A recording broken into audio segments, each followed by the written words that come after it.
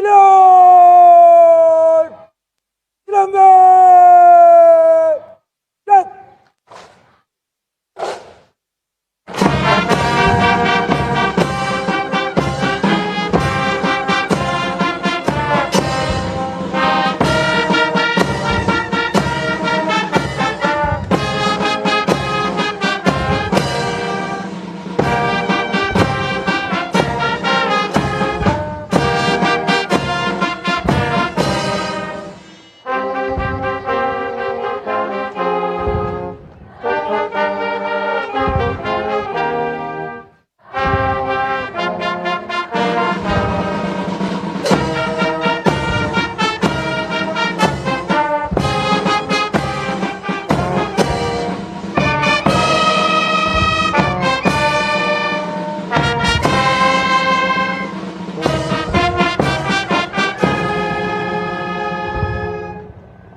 अंतर सेना police Mangaon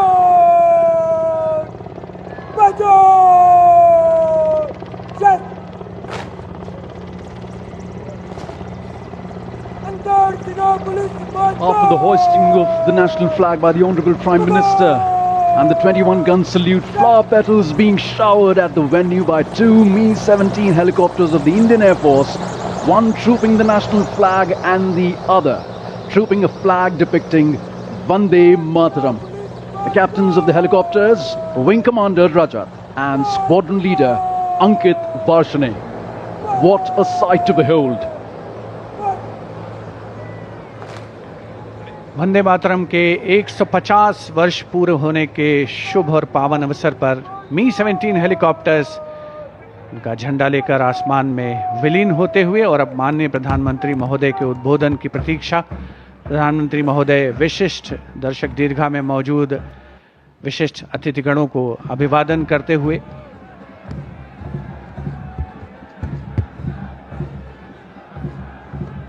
flower petals coming onto the ground like blessings from all our freedom fighters, from all our elders. Shri Bankim Chandra Chatterjee's song Vande Mataram, which still unites, still reverberates in our hearts, still ignites the hearts with patriotism. Contingents of the military band and the tri-services along with the Delhi police now marching smartly from the front of the ramparts towards the right of the ramparts of the Red Fort.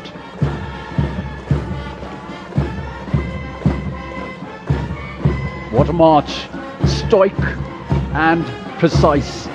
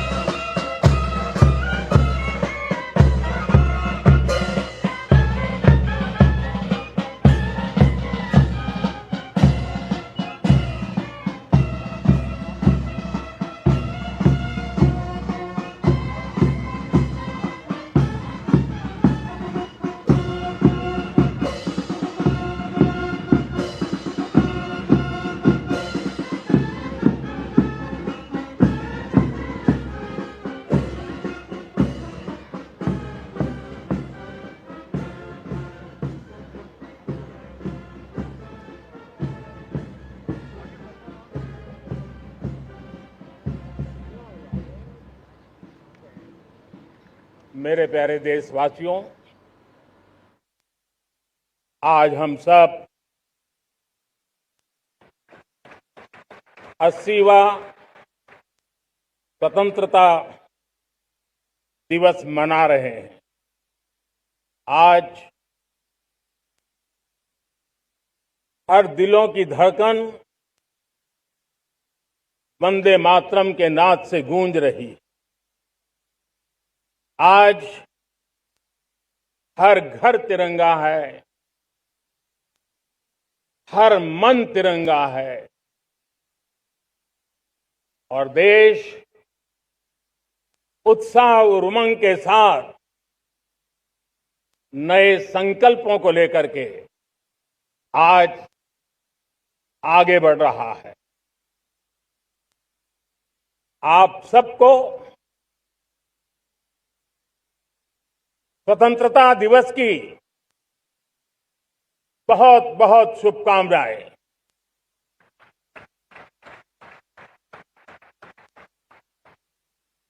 देश आज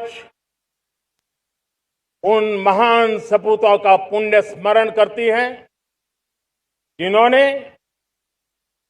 देश की आजादी के लिए त्याग बलिदान की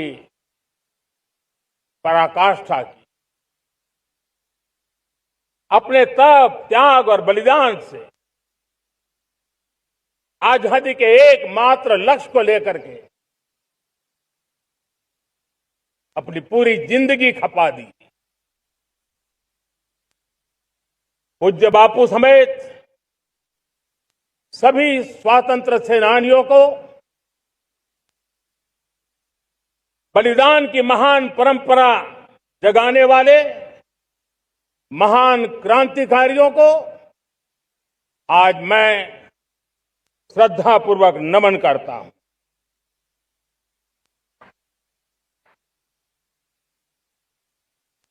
आज जो इस समारोह में उपस्थित है उन सब के लिए आज एक ऐतिहासिक पल भी है।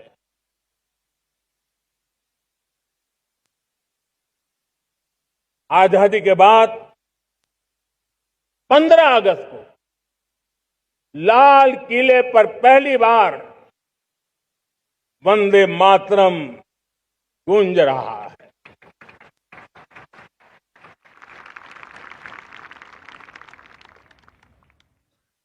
आज जब हम देश के लोग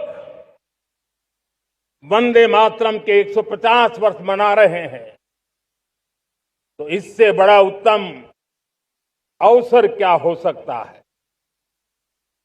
मेरे प्यारे देशवासियों, पिछले दिनों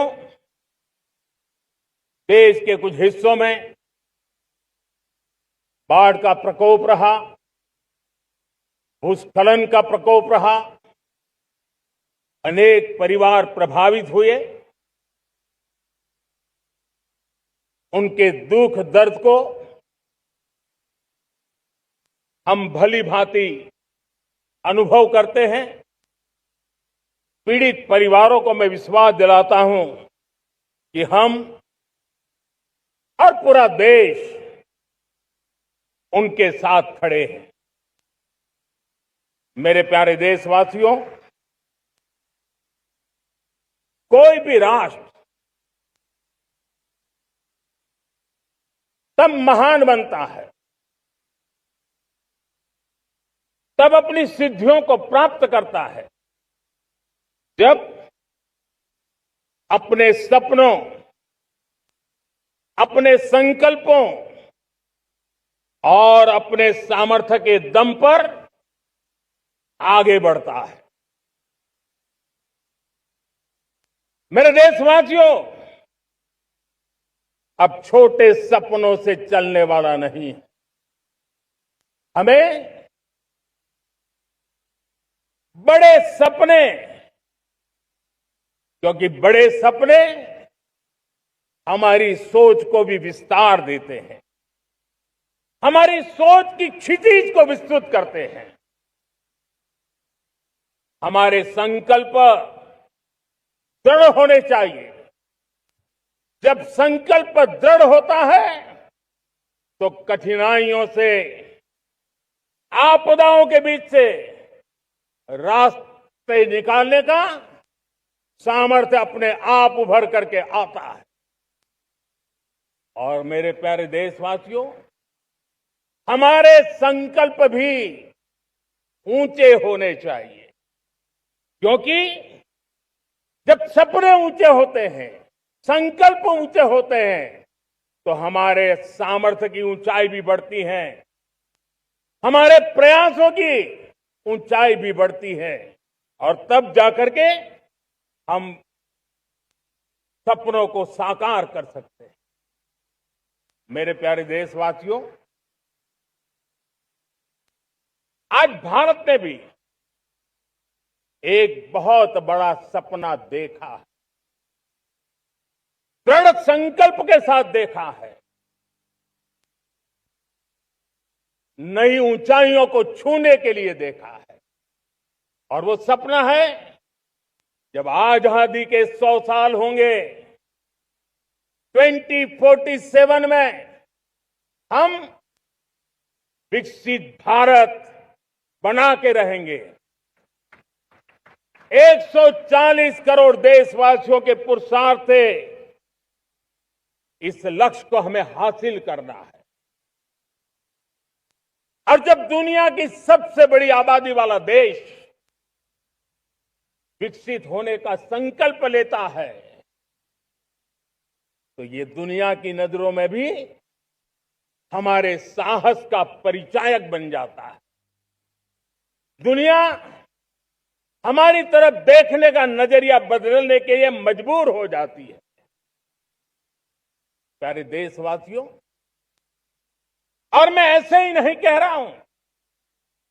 पिछले 12 वर्ष में देश के कोटि कोटि नागरिकों ने, दलित हो, पीड़ित हो, वंचित हो, आदिवासी हो, गांव में रहने वाला हो, शहर में रहने वाला हो, गरीब हो, मध्यम वर्ग का हो, युवा हो, बुजुर्ग हो, नारी हो, पुरुष हो, उत्तर हो, दक्षिण हो, पूर्व हो, पश्चिम हो, हर किसी ने पिछले 12 साल में एक संकल्प के साथ, समर्पण के साथ देश को नई ऊंचाइयों पर ले जाने में हर प्रकार से प्रयास किया है। मैं उनके इस प्रयासों का आदरपूर्वक स्वीकार करता, और उसी का परिणाम है कि इतने कम समय में 25 करोड़ देशवासी गरीबी को परास्त करके गरीबी से बाहर निकले हैं। इन्हीं देशवासियों का प्रयास का परिणाम है कि हम कभी फ्रेजाइल 5 में गिरे जाते थे। 12 साल के भीतर भीतर हम एक मेजर इकोनॉमी में फास्टेस्ट ग्रोइंग इकोनॉमी बन गए हैं। साथियों, देश आजाद हुआ, बहुत सारे सपने लेकर के आजाद हुआ, लेकिन हम गति नहीं पकड़ पाए, रफ्तार नहीं पकड़ पाए। होती है, चलती है, अरे हो जाएगा, देखा जाएगा, उसी में खोए रहे। 2014 तक आते आते तो पूरे विश्व ने हमें फ्रेजाइल 5 के उस में डंप कर दिया था। ऐसे समय पिछले 12 साल में भारत ने एक नई रफ्तार पकड़ी, तेज गति से हम आगे बढ़ रहे हैं। और देशवासियों का संकल्प है कि अब 140 करोड़ देशवासियों के संकल्प को, सामर्थ्य को रोकना नामुमकिन है। प्यारे देशवासियों, पिछले 12 वर्षों में डिफेंस प्रोडक्शन करीब 4 गुना हुआ, खादी और ग्रामोद्योग का उत्पादन करीब 5 गुना हुआ, इलेक्ट्रॉनिक मैन्युफैक्चरिंग करीब 7 गुना बढ़ा, आधुनिक रेलवे कोच का निर्माण 21 गुना बढ़ा, मोबाइल फोन उत्पादन 33 गुना बढ़ा। इतना ही नहीं, आधुनिक युग को देकर के भी डिजिटल और इनोवेशन की दुनिया में भी हमने अपना परचम लहराया। इंटरनेट यूजर, इंटरनेट कंज्यूमर करीब करीब 4 गुना बढ़े, पेटेंट ग्रांट होने की संख्या 4 गुना बढ़ी, डिजिटल ट्रांजैक्शन 100 गुना बढ़े। सामान्य मानवीय की सुविधाओं की तरफ भी हमने उतना ही गंभीरता से काम किया। हर साल औसतन 15 गुना ज्यादा तेजी से हमने नल से जल कनेक्शन दिए। हर साल औसतन 6 गुनी ज्यादा रफ्तार से लोगों को गैस कनेक्शन दिए, हर साल 4 गुनी रफ्तार से गरीबों के लिए टॉयलेट बनाने का काम किया, हर साल 3 गुना ज्यादा तेजी से गरीबों को घर देने का काम किया। देश ने गवर्नेंस में भी बहुत बदलाव लाया, हजारों की संख्या में कंप्लायंसेस खत्म किए, सैकड़ों की तादाद में पुराने कानून खत्म किए। पिछली शताब्दी के कानूनों से 21वीं शताब्दी की मार्च नहीं हो सकती। हमने आधुनिक इंफ्रास्ट्रक्चर के लिए मेट्रो का विस्तार किया, हमने पब्लिक ट्रांसपोर्ट को ताकत दी। जिस स्पीड से काम, जिस स्केल पर काम किया, ये सब, ये रफ्तार, ये विस्तार, ये अचीवमेंट आजादी के बाद पहली बार पिछले 1 दशक ने देखा है। और जब इतनी सारी सिद्धियां हमारे सामने हो, इतनी तेज गति दिखाई देती हो, देशवासियों का सामर्थ्य पल पल प्रकट होता है, तब तो 2047 में विकसित भारत बनने का संकल्प कभी भी अधूरा नहीं रह सकता है। ये सारे आंकड़े इस बात की गवाही देते हैं कि हम आगे बढ़ने वाले हैं, मेरे प्यारे देशवासियों। लेकिन उसके लिए आत्मविश्वास की जरूरत होती है, आत्मगौरव की जरूरत होती है, और साथ साथ आत्मनिर्भर भारत होना भी बहुत जरूरी होता है। और इसलिए बीते वर्षों में हमारा कन्विक्शन रहा है कि भारत को हमें अब दूसरे देशों पर निर्भर रह करके नहीं जीना चाहिए, हमें आत्मनिर्भर बनना चाहिए। दुनिया में बहुत कुछ मिलता है, सस्ता मिलता है, जल्दी मिल सकता है, लेकिन उससे हमारा सामर्थ्य तैयार नहीं होता, न हमारे सामर्थ्य की कसौटी होती है। और इसलिए हमें भी अपनी क्षमताओं को बढ़ाना है, अपने हितों की सुरक्षा हमें खुद को करनी है। और इसलिए आत्मनिर्भर भारत का संकल्प बहुत दृढ़ता के साथ हम लेकर के आगे बढ़ रहे हैं। मेक इन इंडिया, स्वदेशी, वोकल फॉर लोकल, इन सारे क्षेत्रों में आज हर भारतीय का मन जुड़ रहा है। मेरे प्यारे देशवासियों, मैं आपको एक उदाहरण देता हूं सेमीकंडक्टर का। देश आजाद होने के बाद विश्व में तो सेमीकंडक्टर की चर्चा हो चुकी थी, हमारे यहां भी बातें होती थी, लेकिन सेमीकंडक्टर का कोई बड़ा प्लान हम आगे नहीं बढ़ा पाए। और आज स्थिति क्या है? आज की डिजिटल दुनिया में, आज की टेक्नोलॉजी में चिप का महात्म्य हम समझते हैं।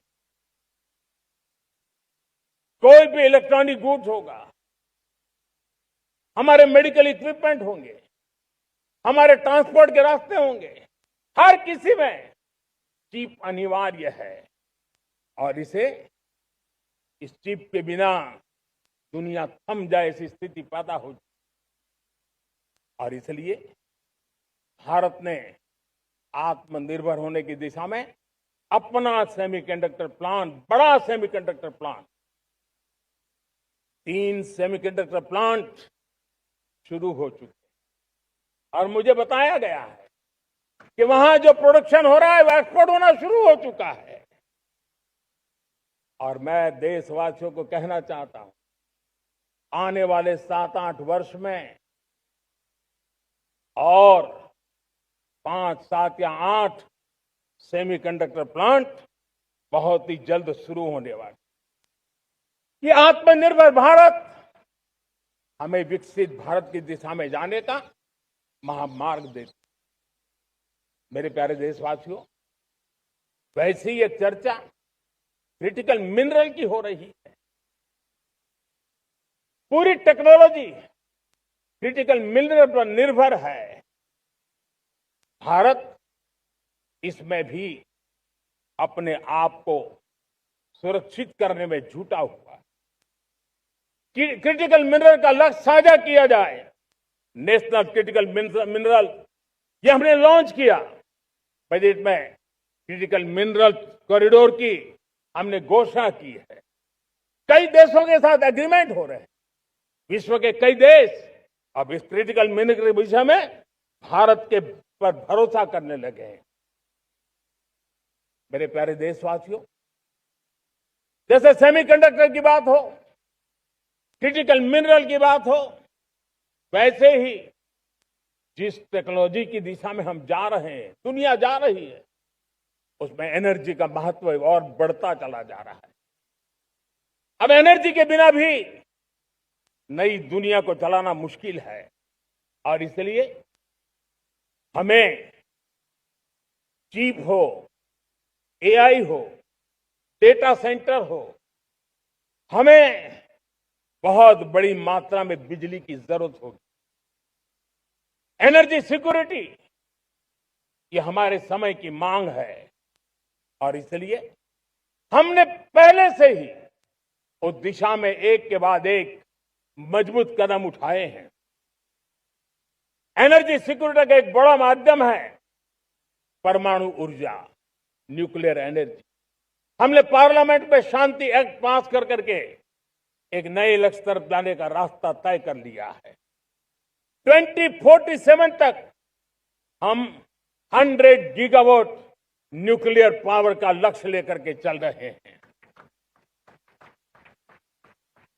इसी एक दशक में हम 5 नए न्यूक्लियर रिएक्टर शुरू करने का लक्ष्य लेकर के चल रहे हैं। इस वर्ष भारत ने फास्ट ब्रीडर न्यूक्लियर टेक्नोलॉजी में महारत हासिल करके एक अहम पड़ाव पार किया है और उसके कारण परमाणु ईंधन में आत्मनिर्भर बनने की दिशा में हमें एक बहुत बड़ा सफलता का कदम हमने रखा है। मेरे प्यारे देशवासियों, कई बार संसाधनों की कमी के कारण देश रुकता नहीं है, लेकिन रुकने का कारण सोच की सीमाएं होती हैं। जब सोच बंध जाती है, सीमाओं में सड़ने लग जाती है, तब हम अपने सामर्थ्य को भी पहचान नहीं पाते हैं। देश को आज कच्चे तेल पर निर्भर रहना पड़ रहा है और हमारी गलत सोच के कारण है। आप जान के हैरान हो जाएंगे, हमने समुद्री तट पे 99% हमारा समुद्री तट का पूरा हिस्सा ऐसी सोच के कारण नो गो एरिया घोषित करके रखा था। हमने ही समंदर के अंदर जाकर के एक्सप्लोरेशन न करने का निर्णय कर लिया था। ये सोच का दारिद्र्य था। हमने फैसला किया ये नहीं चल सकता। हमने उस 99% को जो कभी नो गो एरिया हुआ करते थे, हमने उसको गो एहेड एरिया के रूप में खुला कर दिया है और अब हम समुद्र के भीतर भी एक्सप्लोरेशन करने की और नए नए भंडार खोजने की दिशा में हम प्रवृत्त हैं, हम प्रयास कर रहे हैं। हमने पिछले वर्ष उसी दिशा में एक महत्वपूर्ण कदम रखते हुए समुद्र मंथन की घोषणा की थी और पिछले दिनों हमने 85,000 करोड़ रुपए इस काम के लिए आवंटित करके काम को गति देने का निर्णय कर लिया है। मेरे प्यारे देशवासियों, एनर्जी सिक्योरिटी, इसका मैंने कहा कि हमें ऑल्टरनेट स्रोतों की तरफ भी पूरी शक्ति लगाना बहुत जरूरी है और इसलिए ऊर्जा का सही इस्तेमाल बढ़ाते हुए भारत इसी दिशा में आज तेजी से काम कर रहा है। 2014 से पहले, मतलब आज से 12 साल पहले, हमारे देश में सिर्फ 70 शहरों में पाइप से गैस की व्यवस्था थी, पाइप से गैस डिस्ट्रीब्यूशन होता था। 12 साल में इन 70 शहरों को हमने 700 शहरों तक पहुंचा दिया है। ये होती है रफ्तार, ये होता है विस्तार। 2014 के पहले मुश्किल से 20-22 लाख घरों में पाइप से गैस पहुंचता था। आज 1.25 करोड़ घरों में पाइप से गैस पहुंचाने का काम हो रहा है। 12 वर्ष पहले देश में सोलर एनर्जी की कैपेसिटी सिर्फ 2 गीगावाट थी। 2 गीगावाट, आज 160 गीगावाट हमने प्राप्त किया है लक्ष्य। मेरे प्यारे देशवासियों, मैं एक और जानकारी देता हूं। हमने इसका लाभ देश के मध्यम वर्ग को, सामान्य परिवार को मिले, इस तरफ भी उतना ही ध्यान केंद्रित किया। हमने पीएम सूर्यघर मुफ्त बिजली योजना चालू की और आज मुझे संतोष है कि इतने कम समय में 50 लाख घरों का सोलर एनर्जी का काम हम आंकड़ा पार कर चुके हैं। तेजी से चल रहा है और इसके कारण हजारों घरों का बिजली बिल 0 हो गया है। हजारों घर अपनी बिजली का उपयोग करने से अतिरिक्त बिजली आज बेच करके कमाई कर रहे हैं। हर परिवार को हम इस काम के लिए 80,000 रुपया सरकार की तरफ से एक एक परिवार को मदद दी जा रही है, तब जाकर के हम इस काम को पूरा कर रहे हैं। मेरे प्यारे देशवासियों, आपको जानकर के हैरानी होगी, ये जो हमारी रेलवे है उसका इलेक्ट्रिफिकेशन का काम हमारे देश में 1925 में शुरू हुआ था। 1925 में इलेक्ट्रिफिकेशन का काम शुरू हुआ, लेकिन 90 साल में 1925 से लेकर के 90 साल में सिर्फ 30% रेल का इलेक्ट्रिफिकेशन हुआ था। यानी 90 साल में 30%। हमारी रफ्तार देखिए, लक्ष्य को पाने के लिए हमारी दौड़ देख लीजिए। हमने एक दशक के अंदर 100% काम पूरा कर दिया। 90 साल में 30%, 10 साल में 70%, ये होता है काम। और इसके कारण डीजल जो हमें बाहर से लाना पड़ता है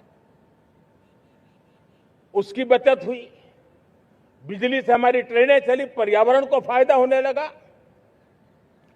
मेरे प्यारे देशवासियों,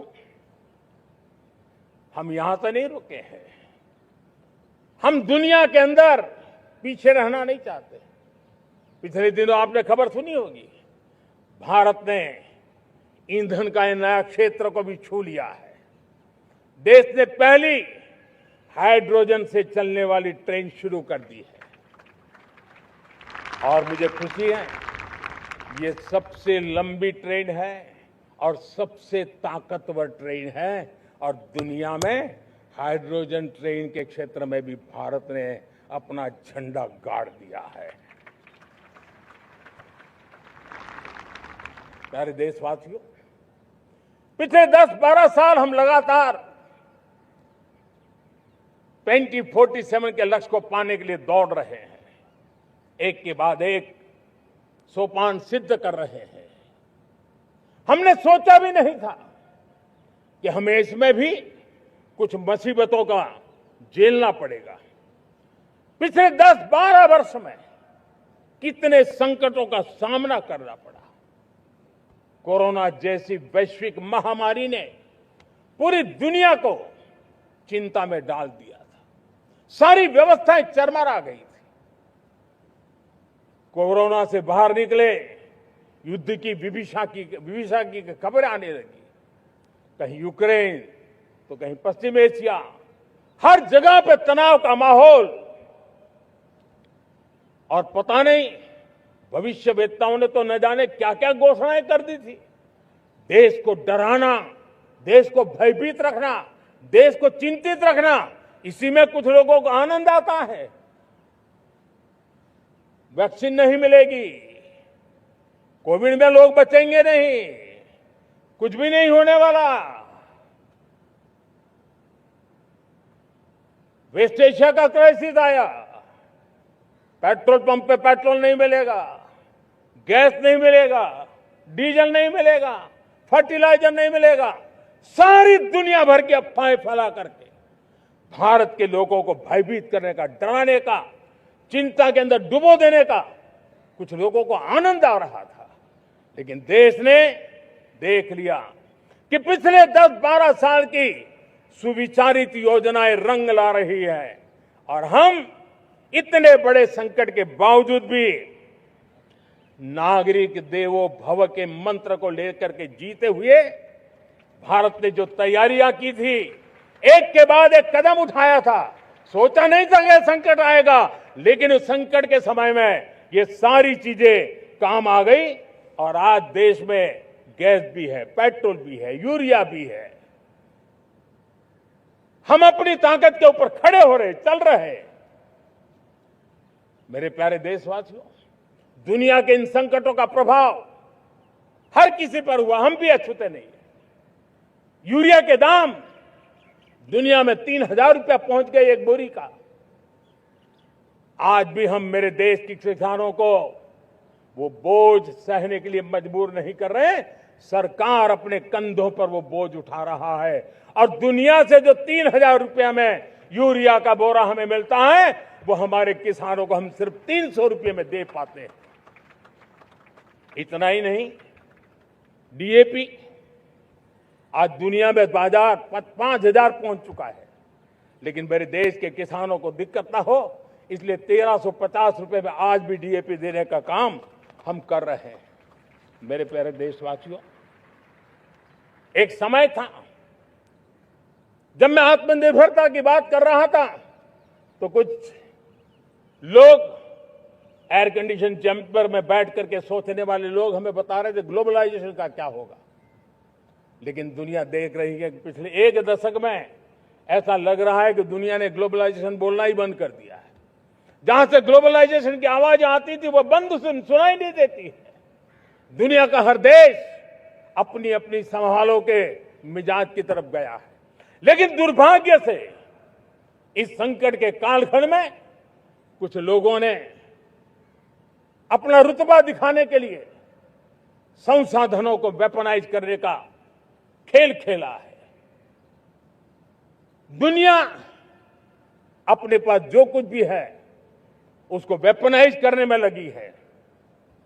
संसाधनों का वेपनाइज, रिसोर्स का वेपनाइज, पेट्रोल, डीजल, फर्टिलाइजर, दवाइयां, टेक्नोलॉजी की चिप्स, इतना ही नहीं भूभाग को भी वेपनाइज किया जा रहा है।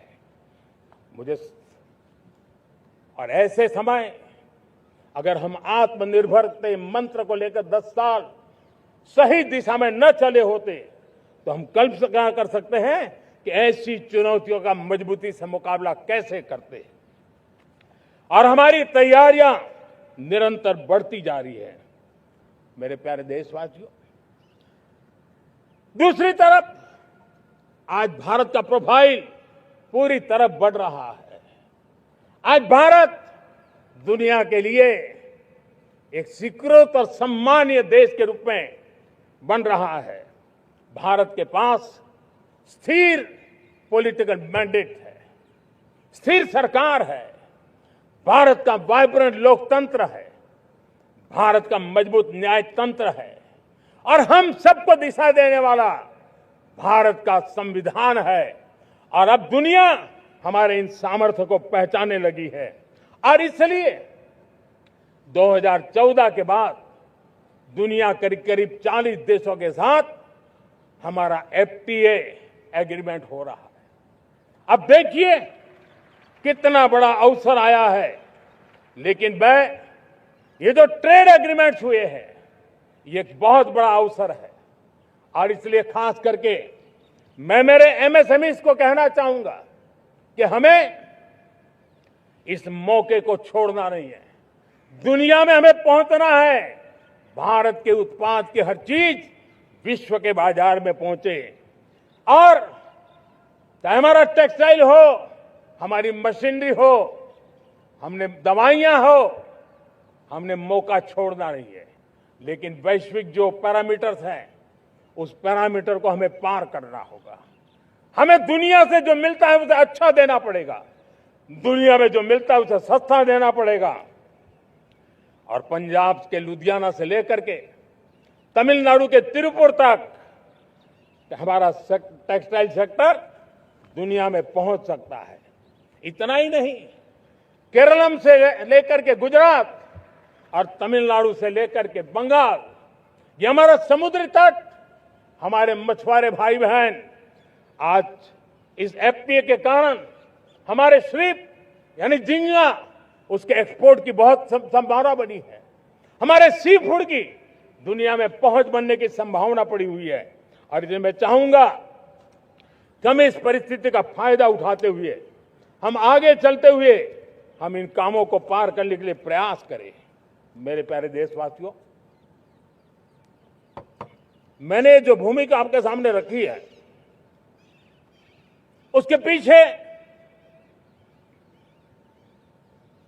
2047 का लक्ष्य इन मजबूत नींव पर खड़ा है।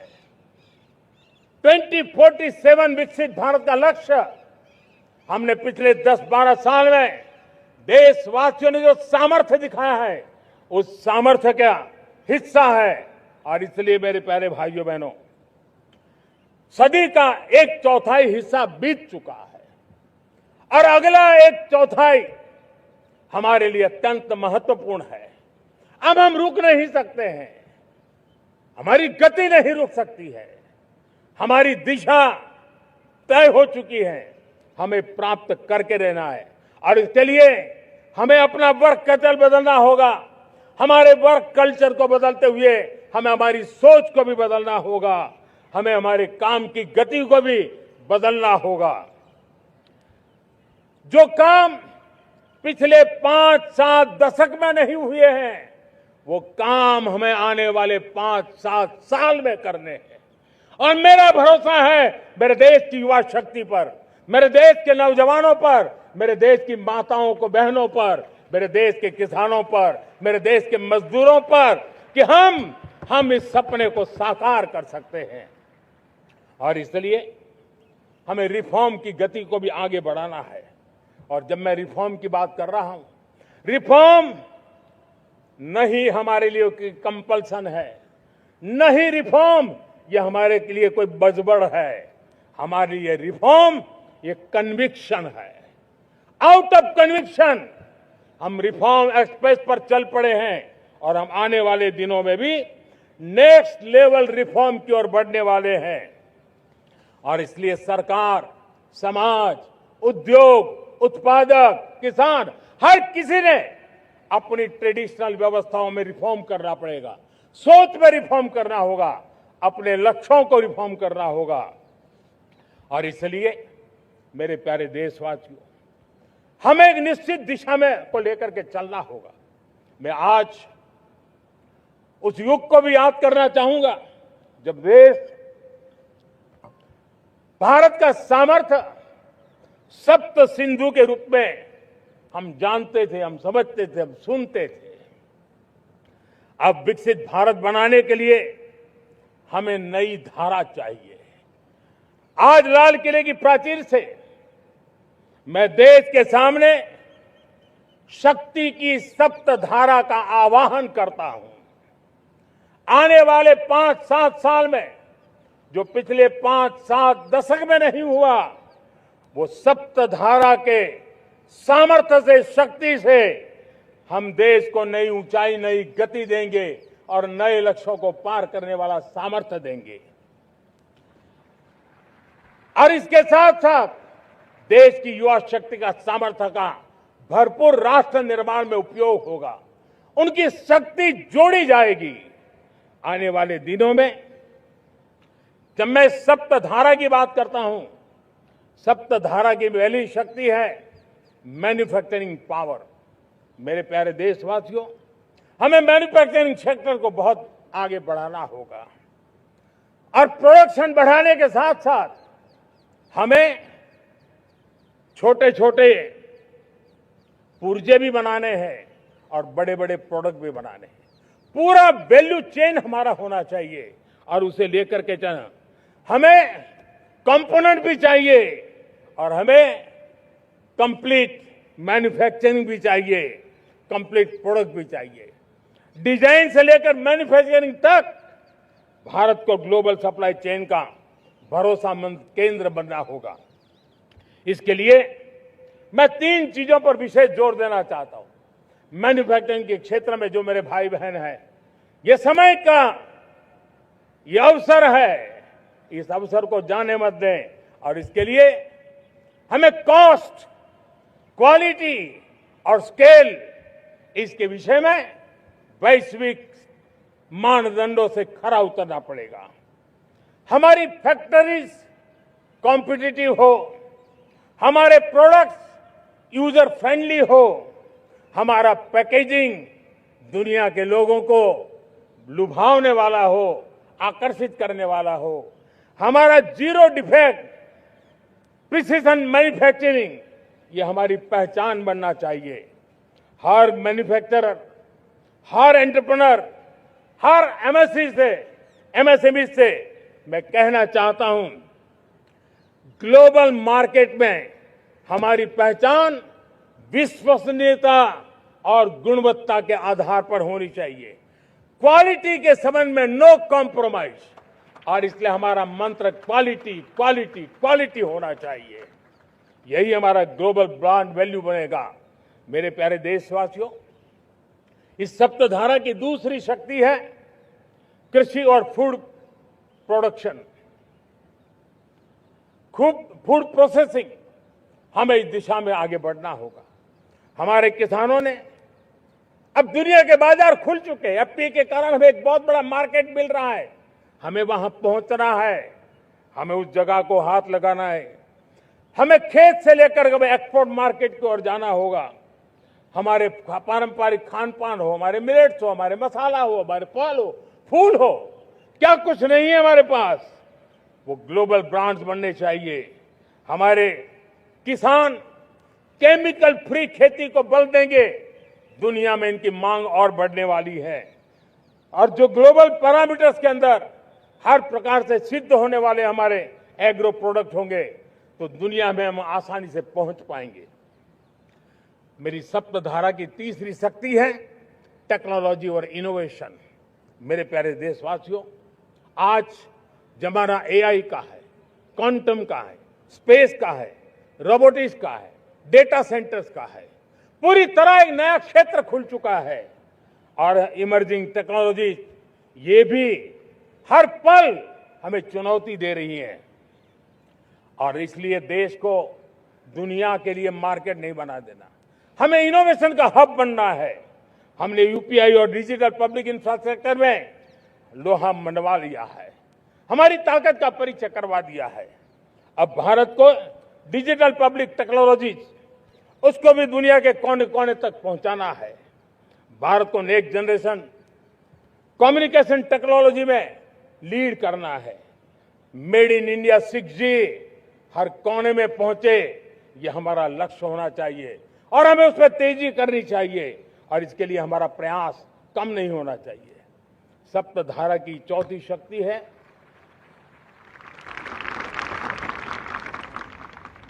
गति शक्ति। ये गति शक्ति देश के अंदर सीमलेस फास्ट कनेक्टिविटी पर हमें बल देना होगा। शहरों को हाई स्पीड रेल से हमें जोड़ना होगा।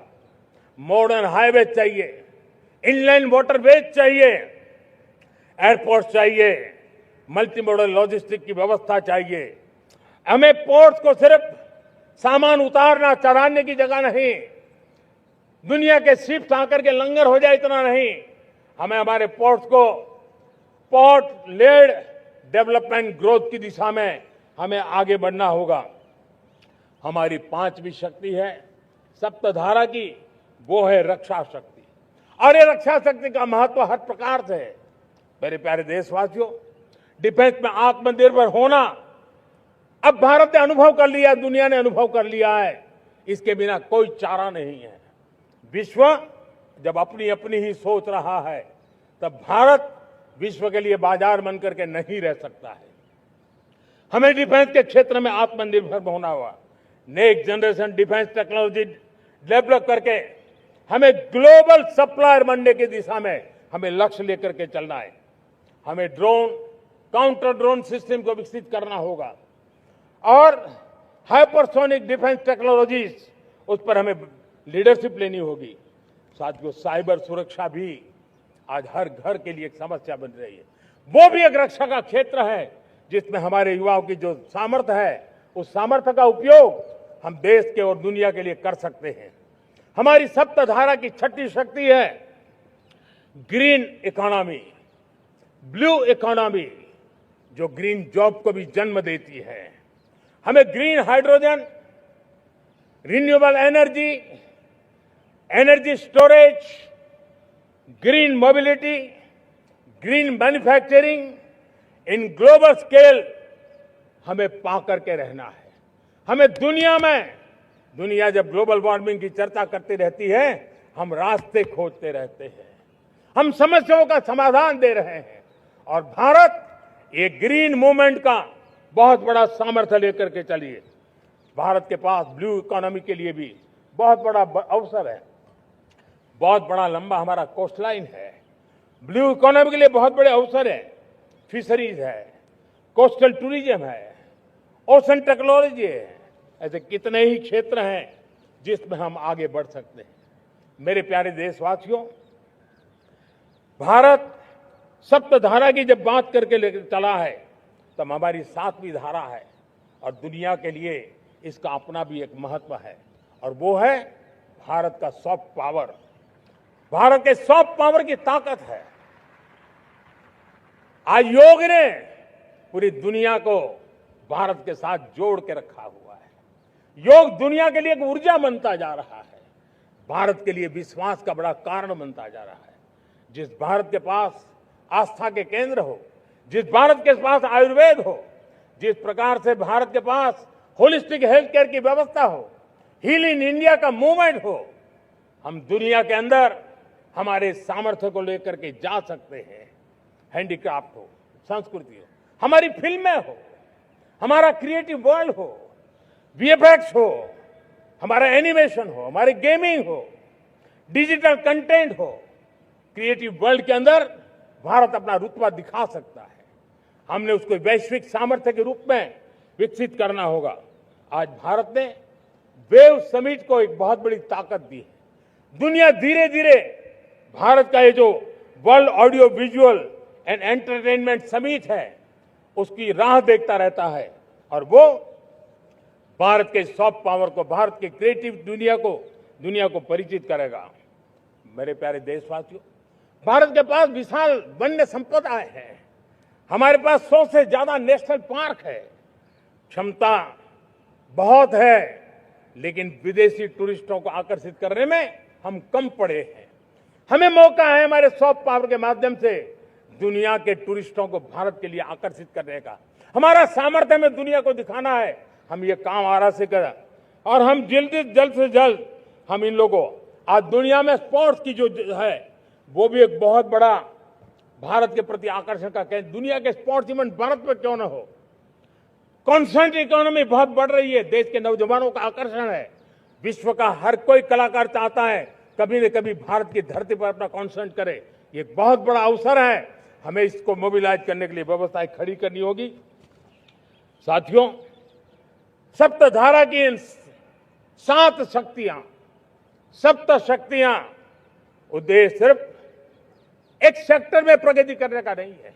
एक होलिस्टिक अप्रोच के साथ हमें राष्ट्र को जो लक्ष्य लेकर के हम चल रहे हैं, जो एम्बिशन लेकर के चल रहे हैं, उस स्केल को हमें पार करने की दिशा में काम करना है। मेरे प्यारे देशवासियों, कुछ चीजें मैंने बताई हैं, लेकिन मैं इससे भी आगे सोचता हूं। मैं जरा देश को झकझोरना चाहता हूं।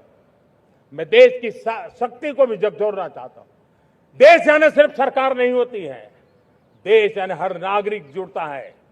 क्या हम सोच नहीं सकते कि फॉर्च्यून 500 की चर्चा तो बहुत सुनते हैं, आने वाले एक दशक में इन फॉर्च्यून 500 में 50 कंपनियां भारत की क्यों न हो, ये लक्ष्य हमारा क्यों न होना चाहिए।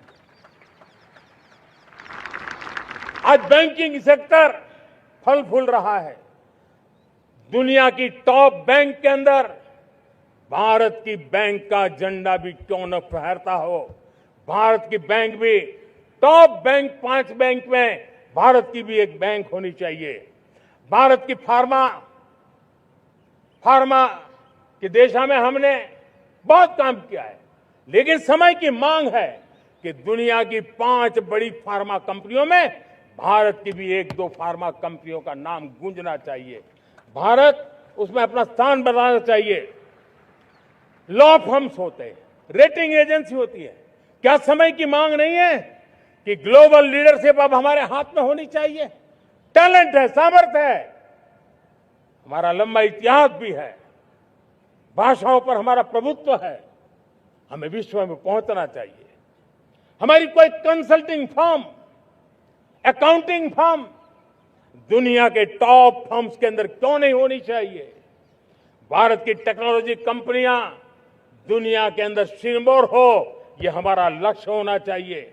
हमारे ऐसे ब्रांड हो जिससे दुनिया आकर्षित होती हो, हमारे ब्रांड हमारे देश की पहचान हो और विश्व के लिए एक डेस्टिनेशन बन जाए, उस दिशा में हमें काम करना है। और इसके लिए मैं राज्य सरकारों को कहना चाहता हूं, मैं स्थानिक स्वराज की संस्थाओं को कहना चाहता हूं, भारत सरकार का भी यह दायित्व है कि हमें हमारे रिफॉर्म की गति बढ़ानी होगी। हमें 2047 के लक्ष्य के अनुरूप हमारी व्यवस्थाओं को विकसित करना होगा। हमें बीते हुए काल के नीति नियमों से नहीं चल सकते, हमें आने वाले सपनों के हिसाब से नीति नियमों को गढ़ना होगा। और इसको अगर हम पढ़ेंगे तो मुझे पूरा विश्वास है और मैं देशवासियों को भरोसा देता हूं, इसी रास्ते मेहनत में कोई कमी न करते हुए हम विकसित भारत का सपना पार करके रहेंगे। हमें सबको मिलकर के चलना है। केंद्र सरकार हो, राज्य सरकार हो, इंडस्ट्री हो, हम सब ने मिलकर के आगे बढ़ना है। हमें रिफॉर्म्स करते रहना है, रिफॉर्म्स को आगे बढ़ाते रहना है। और मैंने पहले भी कहा था, हम रिफॉर्म कंपल्सन से नहीं, कन्विक्शन से कर रहे हैं, लक्ष्य को प्राप्त करने के लिए कर रहे हैं। मेरे प्यारे देशवासियों, जब मैं विकसित भारत की बात कर रहा हूं, देश को तेज गति से आगे बढ़ाने की बात कर रहा हूं, उसका सबसे बड़ा लाभार्थी कौन है? इन सारे प्रयासों का सबसे बड़ा साधक कौन है? अगर साधक है तो मेरे देश का युवा है, मेरे देश की युवा शक्ति है। विकसित भारत की यात्रा में युवाओं की बहुत बड़ी भूमिका है। इतना ही नहीं, विकसित भारत का सबसे बड़ा लाभार्थी भी मेरे देश का युवा है। और इसलिए हमें विकसित भारत के लक्ष्य को युवाओं के साथ जोड़ करके आगे बढ़ाना है। युवाओं हमारी सर्वोच्च प्राथमिकता के साथ हमें आगे बढ़ना है। साथियों, पिछले 10-12 साल में उस दिशा में बहुत कुछ हुआ है। स्टार्टअप इंडिया अभियान, आज पूरे देश में 2.5 लाख से ज्यादा रजिस्टर्ड स्टार्टअप बन गए। देश के नौजवान खुद तो काम कर रहे हैं, अनेकों को रोजगार दे रहे हैं। 1 लाख करोड़ रुपया इनोवेशन फंड भारत सरकार ने घोषित किया है। मैं देश को, नौजवानों को कहना चाहता हूं, आप अपने सपनों को लेकर के आइए, संसाधनों की कमी नहीं रहने देंगे। 1 लाख करोड़ रुपया आपके दिल दिमाग को सामर्थ्य देने का एक व्यवस्था हमने कर दी है। रिसर्च के नए अवसर मिले, डिजिटल इंडिया के नए सस्ते डेटा, ये युवाओं को सशक्त किया। दुनिया में सस्ता डेटा कहीं है तो भारत की धरती पर है। और देश के नौजवानों को उसने नई ताकत दी है। स्किल इंडिया हमने नेशनल प्रोग्राम बनाया है। स्पेस सेक्टर को हमने ओपन कर दिया। नेशनल ड्रोन पॉलिसी हमने बनाई है। खेलो इंडिया पॉलिसी बनाई है। 35 वर्षों तक एजुकेशन पॉलिसी नहीं थी, नई एजुकेशन पॉलिसी लेकर के आए हैं और इसका फायदा मिडिल क्लास के परिवारों को हुआ है। साथियों, 2004 से 14 आंकड़ा मुझे देना चाहिए आपको। 2004 से 14 हमारे देश में 350 से भी कम यूनिवर्सिटी थी और आज 10-12 साल के भीतर भीतर करीब 650 नई यूनिवर्सिटी जुड़ चुकी है। करीब 1000 का आंकड़ा हम पहुंच रहे हैं। 2014 के पहले मेडिकल की सिर्फ 400 सीटें हुआ करती थी। आज करीब 850 सीटें मेडिकल की हो रही है। इतना ही नहीं, अब विदेशी यूनिवर्सिटी भी भारत की धरती पर आ रही है। भारत के अंदर विदेशी यूनिवर्सिटी की डिग्री मेरे नौजवान को मिले, इसका प्रबंध भी हो चुका है। हमारे देश के युवा मन बचपन से ही टेक्नोलॉजी की तरफ आकर्षित हो, उस दिशा में हम काम कर रहे हैं और इसलिए हमने करीब 10,000 से अधिक अटल टिंकरिंग लैब छोटे छोटे बच्चों के हवाले कर दी है ताकि उनका इनोवेशन और टेक्नोलॉजी के अंदर उनका मन बने। 12 वर्ष युवा हमने अनेक रास्ते खोले। हम स्टार्टअप ओपन कर दिया। आपने देखा होगा भारत के प्राइवेट स्टार्टअप 28 साल की एवरेज उम्र के बच्चों ने, नौजवानों ने दुनिया में पहले ही ट्रायल में अपना सैटेलाइट लॉन्च कर दिया और रॉकेट लॉन्च कर दिया। उन्होंने बहुत बड़ा काम कर दिया है साथियों। आज करीब 2.5 लाख से ज्यादा रजिस्टर्ड स्टार्टअप है।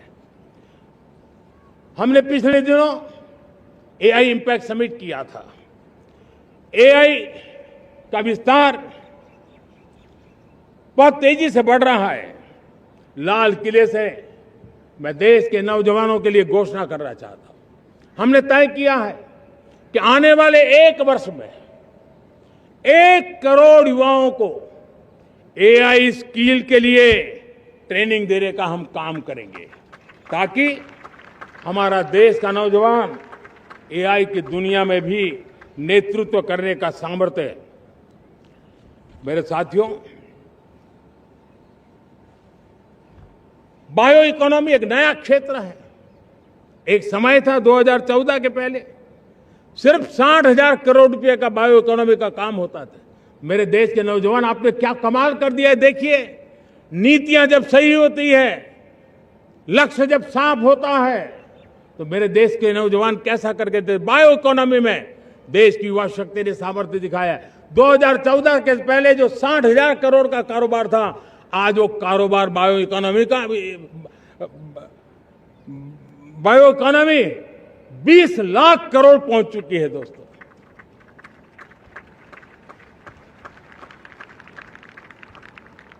दो 2009-10 का कालखंड था, सिर्फ 25 लाख इलेक्ट्रिक व्हीकल हमारे देश में बिके थे। 1.5 लाख इलेक्ट्रिक व्हीकल बिके थे 2009-10 में। 1.5 लाख इलेक्ट्रिक व्हीकल। इस 25-26 में 25 लाख इलेक्ट्रिक व्हीकल बिके हैं।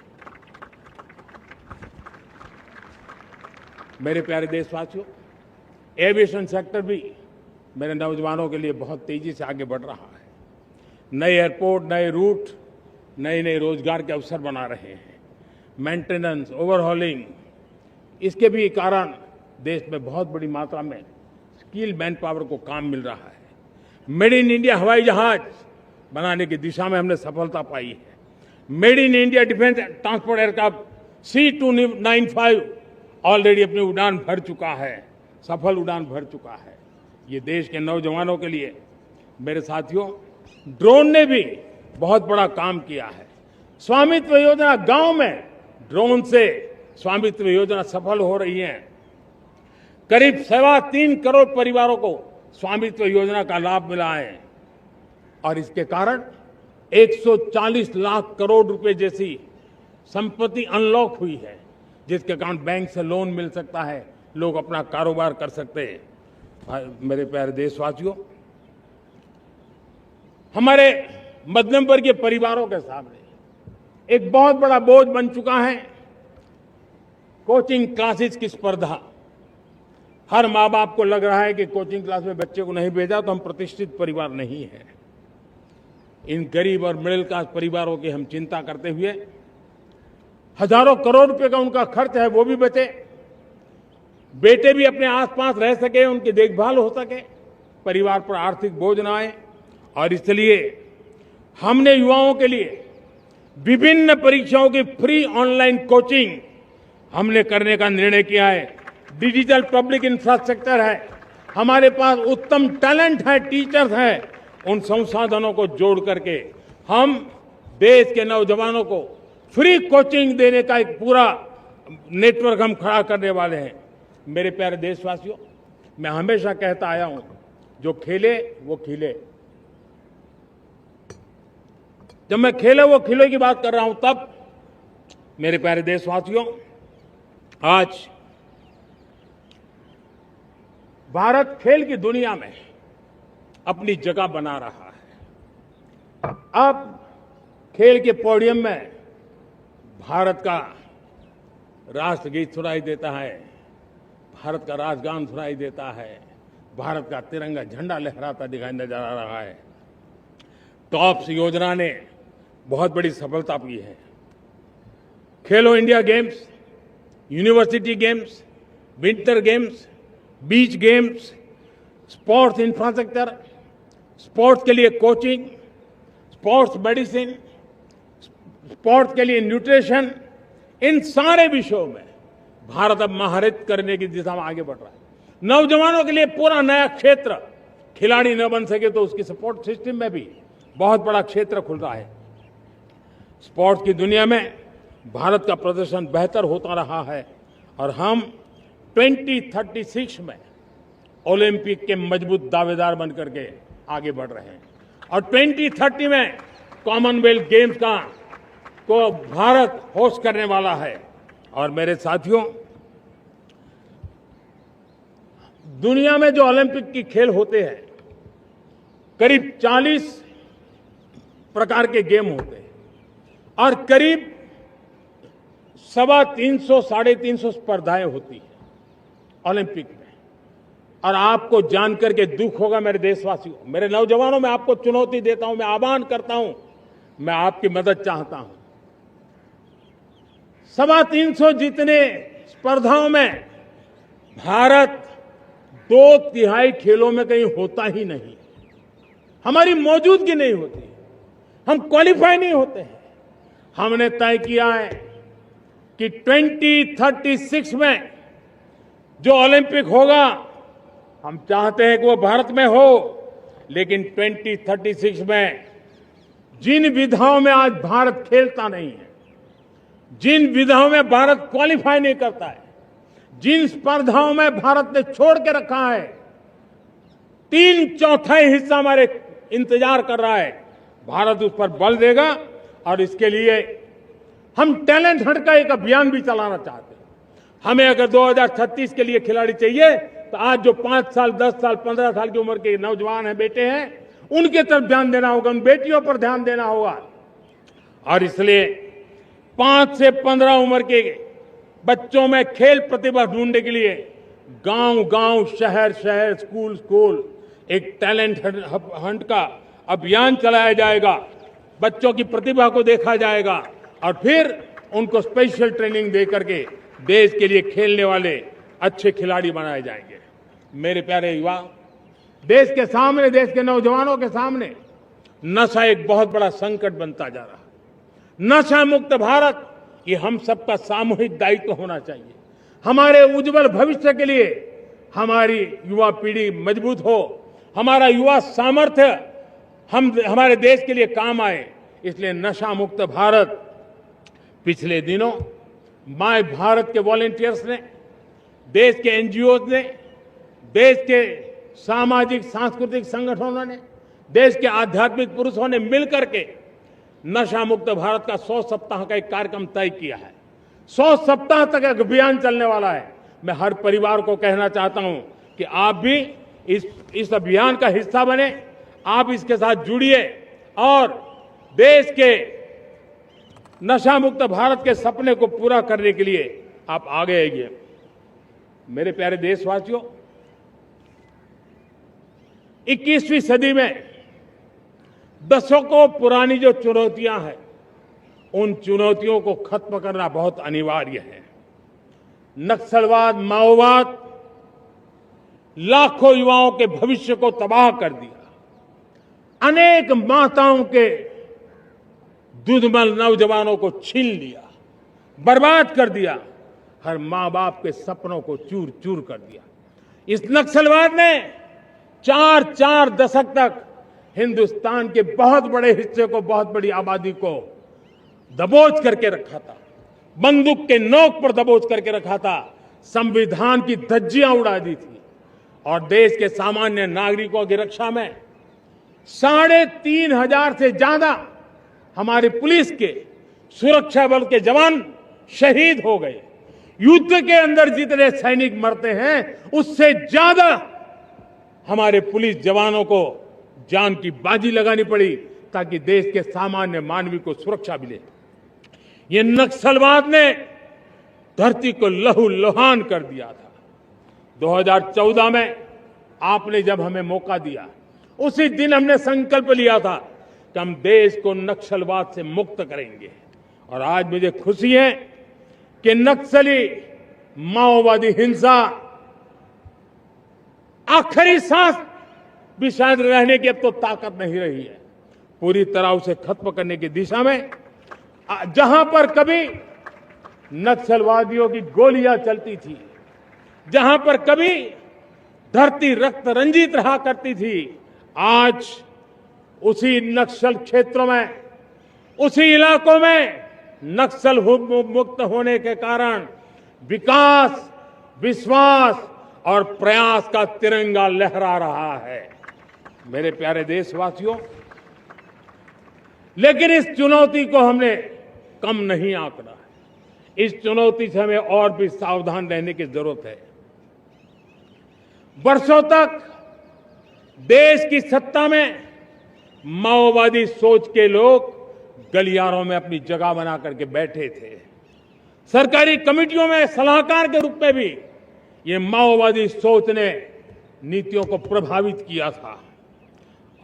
मेरे प्यारे देशवासियों, जंगलों में हमें हथियारी नक्सलों का खात्मा बुलाने में, उस संकट से देश को मुक्त कराने में सफलता मिली है। लेकिन हथियारी नक्सल तो गए, लेकिन दिमागी नक्सल, ये दिमागी नक्सल मौके की तलाश में है। हिंसा, अराजकता के वो रास्ते खोज रहे हैं, समाज को गलत राह पर घसीटने के लिए भांति भांति के दांव कर रहे हैं। इन दिमागी नक्सलियों को पहचानना होगा, इन दिमागी नक्सलियों को आइसोलेट करना होगा और राष्ट्र को विकसित राष्ट्र बनाने की मुख्य धारा की ओर देश की युवा पीढ़ी को जोड़ना होगा। मेरे प्यारे देशवासियों, सुरक्षित भारत बनाना हम सबका दायित्व है। चुनौती सीमा के भीतर हो या सरहद से बाहर, भारत हर परिस्थिति के लिए तैयार है। आज युद्ध का नेचर बदल रहा है। अब युद्ध सीमा पर ही होता है, गारंटी नहीं है। आज युद्ध सीमा के अंदर, कहीं रिफाइनरी पे जाकर के, कहीं बैंकिंग सेक्टर को जाकर के, कहीं डेटा सेंटर को जाकर के, एक प्रकार से लड़ाई का नया रूप, इंफ्रास्ट्रक्चर तोड़े जा रहे हैं, फैक्ट्रियां तोड़ी जा रही है। हमने मिशन सुदर्शन चक्र की पिछले सालों घोषणा की थी, बहुत तेजी से उस पर काम चल रहा है। आज डिफेंस एक्सपोर्ट हमारा करीब 50 गुना बढ़ा है। करीब 100 देशों में हमारे अस्त्र शस्त्र पहुंच रहे हैं। वैश्विक पटल पर भारत की प्रतिष्ठा धीरे धीरे बढ़ रही है। बदलते हुए समय में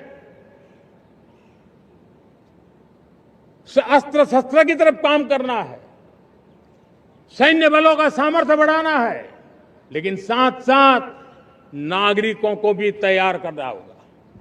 पिछली शताब्दी के युद्धों के अनुरूप जो सिविल डिफेंस की व्यवस्थाएं हमारे देश में विकसित हुई है वो कालबाह्य हो चुकी है, और इसलिए मैं आज लाल किले से घोषणा कर रहा हूं कि हम आने वाले दिनों में सिविल डिफेंस का एक वाइब्रेंट नेटवर्क खड़ा करेंगे, आधुनिक व्यवस्थाओं से उनको परिचित कराएंगे, आधुनिक संकटों से नागरिकों को रक्षा करने की क्या व्यवस्था हो सकती है, एक बहुत बड़ा वॉलेंटरी फोर्स सिविल डिफेंस का आधुनिक चुनौतियों को पार करने वाला हम बनाने वाले हैं।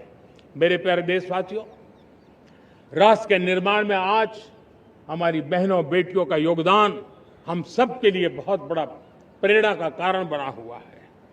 फाइटर जेट हो या सिविल एविएशन, हमारी बेटियां सबसे आगे दिखाई दे रही है। खेलकूद का मैदान हो, हमारी बेटियां आगे दिखाई दे रही है। स्टेम एजुकेशन में भर्ती होने की प्रक्रिया हो, सबसे ज्यादा हमारी बेटियां आगे दिख रही है। आज सेना में भी एनडीए से जो बच्चियां निकली हैं वो बड़े रौब के साथ देश की सेना का नेतृत्व करने का सामर्थ्य दिखाने लगी है। मेरी बेटियों की ताकत कैसी है। मैं पिछले दिनों साणंद में एक सेमीकंडक्टर प्लांट में गया, वहां आदिवासी बेटियां, देश के अलग अलग कोने से आई हुई बेटियां काम कर रही थी। वो उस गांव से आई थी जिन्होंने पासपोर्ट क्या होता है पता तक नहीं था। वो बेटियां विदेशों में गई, ट्रेनिंग लेकर के आई और आज चिप निर्माण का काम कर रही है, और बड़े कॉन्फिडेंस, मैं जो उनका कॉन्फिडेंस देखा, मैं सचमुच में बहुत प्रभावित हुआ था। आज 3 करोड़ बहनों को हमने लखपति दीदी बनाने का लक्ष्य तय किया था, उसको पार कर लिया। अब हम 6 करोड़ लखपति दीदी बनाने के लक्ष्य को लेकर के आगे बढ़ रहे हैं। 3 करोड़ नई लखपति दीदी बनना मतलब ग्रामीण अर्थव्यवस्था में बहुत बड़ा बदलाव मातृशक्ति के द्वारा आने वाला है।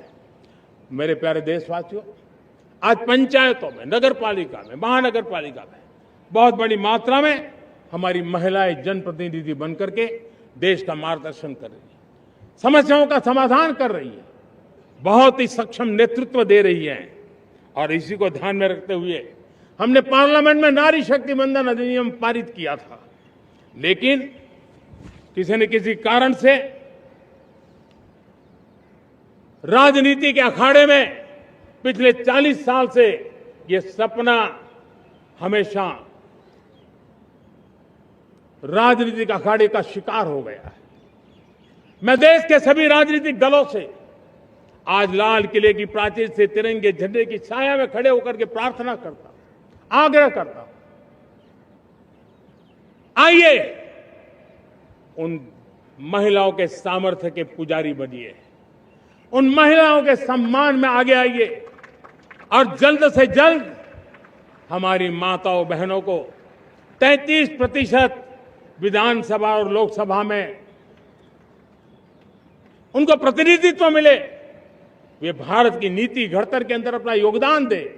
समय की मांग है, और मैं सभी राजनीतिक दलों से फिर से आग्रह करता हूं, आइए महिला आरक्षण लागू करके महिला सम्मान में आप भी जुड़िए, आप भी यश लीजिए, आप भी क्रेडिट लीजिए, लेकिन मेरी माताओं बहनों को हक दीजिए। मेरे प्यारे देशवासियों, विकसित भारत का संकल्प तभी पूरा होगा जब विकास अंतिम व्यक्ति तक पहुंचेगा। 2014 से पहले सिर्फ 25 करोड़ लोगों के पास सोशल सिक्योरिटी का कवर था, सिर्फ 25 करोड़ के पास। साथियों, पिछले 5-7 दशक में सिर्फ 25 करोड़, हमने एक दशक के भीतर 100 करोड़ देशवासियों को सोशल सिक्योरिटी का कवच दिया है। आयुष्मान भारत योजना से 70 साल की उम्र के बुजुर्गों से भी आज 5 लाख रुपए तक मुफ्त दवाई की व्यवस्था हो रही है। करोड़ों परिवारों को इसके कारण बहुत बड़ी सुविधा मिली है, और इस आयुष्मान कार्ड के कारण 2 लाख करोड़ रुपया जो दवाई और ऑपरेशन के पीछे खर्च होना था, वो मेरे परिवारों के बच्चे हैं, वो गरीब परिवार है, वो मध्यम वर्ग के परिवार है, उनको इतनी बड़ी। मेरे प्यारे देशवासियों, आज मुझे एक काम के लिए आपकी मदद चाहिए। मैं आप सबसे एक मदद मांग रहा हूं। सभी नौजवानों से मैं चाहता हूं कि आप इसका नेतृत्व करिए। आपका 1 या 2 घंटे देश को बहुत बड़ी शक्ति देने वाले हैं। आपको लगेगा ये 1-2 घंटे में मैं देश की क्या शक्ति, मैं बताता हूं, आप बहुत बड़ी शक्ति बनने वाले हैं। और इसलिए हर घर में वातावरण बने। इन दिनों देश में जनगणना का काम हो रहा है, सेंसस का काम हो रहा है, गिनती चल रही है। और गिनती सिर्फ आंकड़ों से बात बनती नहीं है, उसकी बारीकियों से नीतियां बनती हैं, योजनाएं बनती हैं, देश आगे बढ़ने की अपनी रूपरेखा तैयार करता है। और इसलिए सटीक जानकारियां होना बहुत जरूरी है। कभी कभी जो सरकार की तरफ से प्रतिनिधि आते हैं वो इतनी जल्दी में होते हैं, कभी स्पेलिंग एक लिख देते हैं, कभी अलग लिख देते हैं, और इसके कारण अल्टीमेट परिणाम हमें सही मिलने में दिक्कतें आती हैं। अब जब टेक्नोलॉजी अवेलेबल है और इस बार निर्णय किया है, आप स्वयं भी जनगणना में अपनी जानकारियां अपने मोबाइल फोन से भर करके दे सकते हैं। बाद में कोई बाबू आएंगे, कोई प्रतिनिधि आएंगे, आपसे चर्चा करेंगे, लेकिन आप परिवार के सब बैठ करके अगर डिजिटली अपना रजिस्ट्री करवा दे, सारी बारीकियां, स्पेलिंग में भी गलती ना हो, कोई भी जानकारियों में गलती ना हो, आप जितनी परफेक्ट जानकारी देंगे देश को आगे बढ़ने में बहुत बड़ी मदद मिलेगी। और इसलिए मैं देश के नौजवानों को कहता हूं कि आप अपने परिवार के लोगों को बिठा करके पूरे फॉर्म को समझिए, पहले कागज पे फॉर्म को भर दीजिए, कोई गलती है तो करेक्ट कर लीजिए, और फिर टेक्नोलॉजिकली उसको डिजिटली इसको अपलोड कर दीजिए। आप देखिए इतना बड़ा काम देश कर लेगा और देश का समय और शक्ति सही काम के लिए उपयोग आएगा। और इसलिए मेरे देश के नौजवानों को जनगणना के इस काम में सक्रियता से जुड़ने के लिए मैं आग्रह करता हूं। मेरे प्यारे देशवासियों, मैंने लाल किले से पंच प्राण की बात कही थी। इस पंच प्राण ने देश को अपने आत्मगौरव की ओर लेकर के आगे बढ़ने का, लक्ष्यों को पार करने के सामर्थ्य के साथ आगे बढ़ने का एक बहुत बड़ा संबल दिया है। हमें गुलामी की मानसिकता हर पल मिटाते ही रहना है। जिस भारत का सपना नेताजी सुभाष चंद्र बोस ने देखा था, बाबा साहब आंबेडकर ने देखा था, पंडित नेहरू ने देखा था, सरदार पटेल, भगत सिंह, सुखदेव राजगुरु ने देखा था, डॉक्टर श्यामा प्रसाद मुखर्जी ने देखा था, भगवान बिरसा मुंडा ने देखा था, ज्योतिबा फुले ने देखा था, उन सब से प्रेरणा लेकर के हम आगे बढ़े। आइए इस संकल्प को हम दोहराए, स्वयं से ऊपर राष्ट्र का हित हो, स्वयं से ऊपर राष्ट्र का हित हो और कर्तव्य ही हमारी पहचान हो। मैं सभी देशवासियों से कहूंगा, समय हमारा है। मैं सभी देशवासियों से कहूंगा, समय हमारा है, अवसर हमारा है, संकल्प हमारा है। आइए सपनों को संकल्प बनाए, संकल्प को सामर्थ्य बनाए और सामर्थ्य को सफलता में बदल के रहें। आइए हर कदम को विकास का कदम बनाएं, कदम से कदम मिलाएं, मन से मन मिलाएं, लक्ष्य से जुड़े रहे। एक दीप से जले दीप हजारों, आओ मिलकर विकसित भारत बनाएं। इसी एक भावना के साथ इस मंगल पर्व पर आप सबको अनेक अनेक शुभकामनाएं। मेरे साथ बोलिए, भारत माता की, भारत माता की, भारत माता की, वंदे वंदे वंदे। बहुत बहुत धन्यवाद।